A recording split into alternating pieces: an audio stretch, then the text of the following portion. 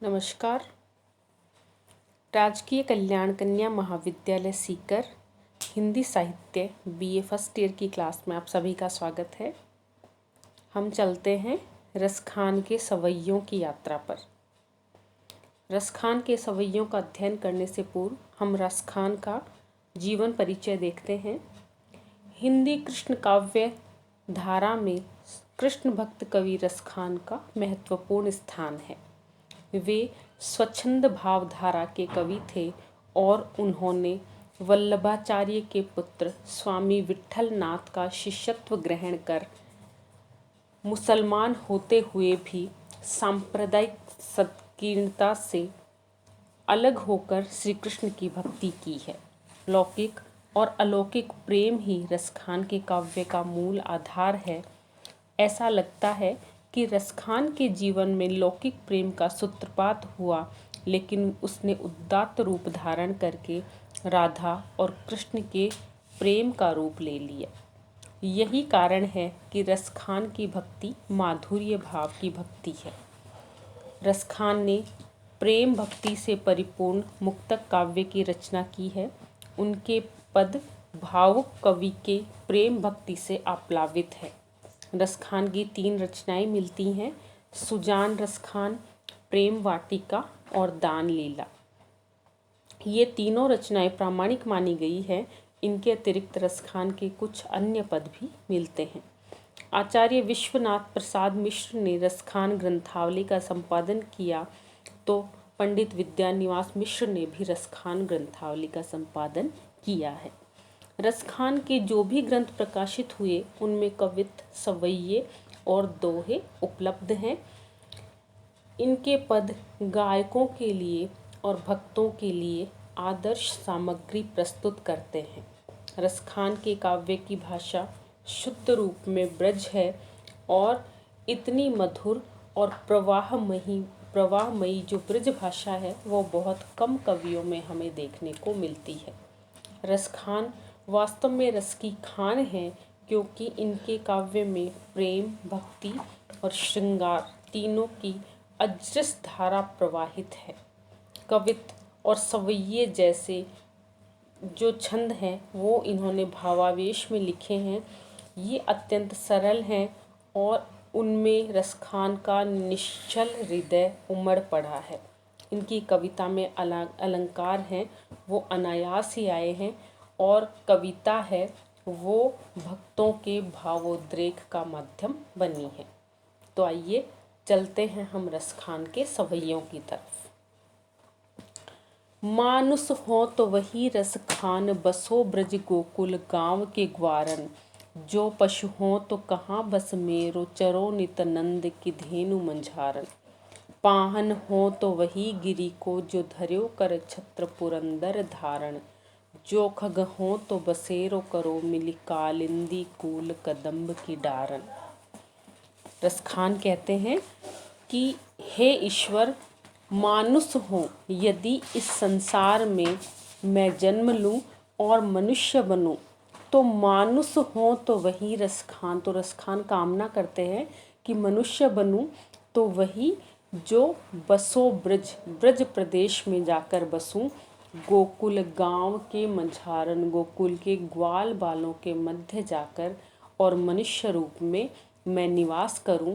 यदि मैं मनुष्य रूप में जन्म लूं तो मेरा सौभाग्य ये हो। जो पशु हों और मैं यदि मनुष्य रूप में नहीं आकर यदि पशु योनि में जन्म लूं तो कहाँ बस मेरो, मैं क्या इस संसार में किस रूप में आऊँगा, मैं क्या बनूँगा, इस पर मेरा कोई वश नहीं है। यदि ईश्वर मुझे मेरे कर्मों के हिसाब से मनुष्य योनि प्रदान करे तो चरो नित नंद की धेनु मंझारन। नित्य प्रति नंद बाबा की धेनु मंझारन, नंद बाबा की गायों के मध्य मैं गाय बनकर चरना चाहता हूँ। पाहन हो और यदि पत्थर बनूं तो वही गिरी को, तो उसी पर्वत का, उसी गोवर्धन पर्वत का, जो धर्यो कर छत्र पुरंदर धारण, जिसको कर यानी हाथ में, छत्र यानी छाते के समान, पुरंदर कहते हैं इंद्र को, तो इंद्र के कोप से बचाने के लिए, इंद्र के घमंड को नष्ट करने के लिए श्री कृष्ण ने जिस गोवर्धन पर्वत को अपनी छंगली उंगली पर धारण किया, अपनी छोटी उंगली पर धारण किया, और उस गोवर्धन पर्वत के नीचे पूरे ब्रजवासियों को, पूरे ग्वाल बालों को, पूरी गायों को और वहाँ के जितने पशु पक्षी थे सबको उसके नीचे शरण दी, मूसलाधार वर्षा से गोकुल के प्राणियों को बचाया, तो मैं उसी पर्वत का पत्थर बनना चाहता हूँ जो खग हो। और यदि मैं खग पक्षी बनूं तो बसेरो करो, तो मैं अपना नीड़, अपना घोंसला बनाना चाहता हूँ, अपना बसेरा बनाना चाहता हूँ कालिंदी यमुना के कूल किनारे पर, कदम्ब की डारन, जो कदम्ब का पेड़ लगा हुआ है उसकी शाखाओं पर मैं अपना घोंसला बना कर रहना चाहता हूँ। इस तरह से रसखान ने अपनी अभिलाषा यहाँ पर व्यक्त की है।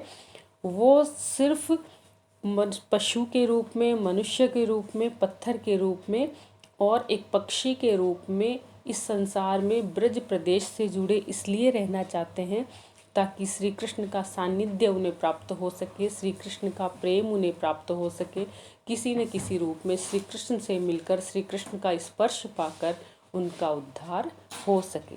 इस तरह से श्री कृष्ण के प्रति अपने अनन्य भाव को प्रकट करके रसखान ने यहाँ ब्रज भाषा के माध्यम से एक भक्त की छाप छोड़ी है और भक्त कवियों के लिए एक उत्तम आदर्श प्रस्तुत किया है। हम अगले सवई की तरफ चलते हैं। या लकुटी अरु कामरी या पर राज तिहु पुर को तजी डारो, आठहु सिद्धि नवो निधि को सुखनंद की गाय चराई बिसारो। रसखान कबो इन आँखन सो ब्रज के बनबाग तड़ाग निहारो, कोटिक रो कल धोत के धाम करील के कुंजन ऊपर वार। रसखान कहते हैं या लकुटी अरु कामर या पर, उस लकुटी, उस लकड़ी पर, अरु कामर या पर, और उस काली कम्बल पर जिसको लेकर श्री कृष्ण गाय चराने जाते थे। राज तिहु पुर को तजी डारो, तीनों पुर, तीनों लोकों के राज्य को मैं न्योछावर करने के लिए तैयार हूँ। उस लकड़ी पर और उस कंबल पर जिसको श्री कृष्ण गाय चराने के लिए लेकर जाते थे।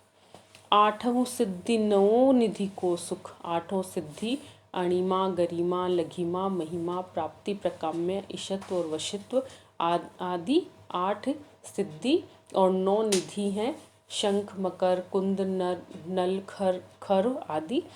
तो इन 9 निधियों का जो सुख है, नंद की गाय चराए बिसारो, इन 8 सिद्धि और 9 निधि अर्थात जितने भी संसार में सुख माने गए हैं, लौकिक हो चाहे से अलौकिक हो, उन सभी सुखों को, उन सभी खजानों को, उन सभी रिद्धि सिद्धि को मैं नंद बाबा की गाय चराते हुए बिसारो भूल सकता हूँ। अर्थात नंद बाबा की गायों को चराने में, श्री कृष्ण का सानिध्य प्राप्त करने में, उनकी समीपता प्राप्त करने में जो सुख है उसके सामने 8 सिद्धि और 9 निधि का सुख भी व्यर्थ है। रसखान कबो इन आँखिन सो, रसखान अभिलाषा करते हैं कि हे ईश्वर, मेरे जीवन में वह दिन कब आएगा जब इन आँखों से ब्रज के बनबाग तड़ाग निहारो, ब्रज प्रदेश के बाग बगीचे, तड़ाग, वहाँ के सरोवर को मैं निहारूंगा। कब मुझे ब्रज प्रदेश में आपके दर्शन प्राप्त होंगे और आपने जिन जिन वस्तुओं का पालन पोषण किया, जिन स्थानों को आपने छुआ है, वो दर्शन मुझे कब प्राप्त होंगे। कोटिक रो कलधोत के धाम, और कोटिक करोड़ों कलधोत, कलधोत यानी संगमरमर के सफ़ेद जो धाम हैं, सफ़ेद सुंदर सुंदर महल हैं, उन सब महल को करील के कुंजन ऊपर वारो, करील के कुंजों, करील की जो झुरमुट हैं, जो झाड़ियाँ हैं, उन झाड़ियों के ऊपर न्योछावर करने को तैयार हूँ। अर्थात ब्रज प्रदेश में उन सब स्थानों, उन सब व्यक्ति वस्तुओं को जो श्री कृष्ण के प्रिय रहे हैं, जिनसे श्री कृष्ण जुड़े हुए हैं, उनके प्रति मेरा समर्पण सबसे अलग है और मैं उनसे जुड़ा रहना चाहता हूँ। इस संसार के सारे सुखों को मैं श्री कृष्ण के सानिध्य के सामने, श्री कृष्ण की भक्ति के सामने न्योछावर करने के लिए तैयार हूँ। वही ब्रज भाषा और यहाँ भक्ति विषयक रस के माध्यम से रसखान अपनी श्री कृष्ण के प्रति जो माधुर्य भाव है, जो सख्य भाव है, वो यहाँ पर उन्होंने प्रकट किया है। हम अपने अगले वीडियो में रसखान के अन्य सवैयों का अध्ययन करेंगे। धन्यवाद।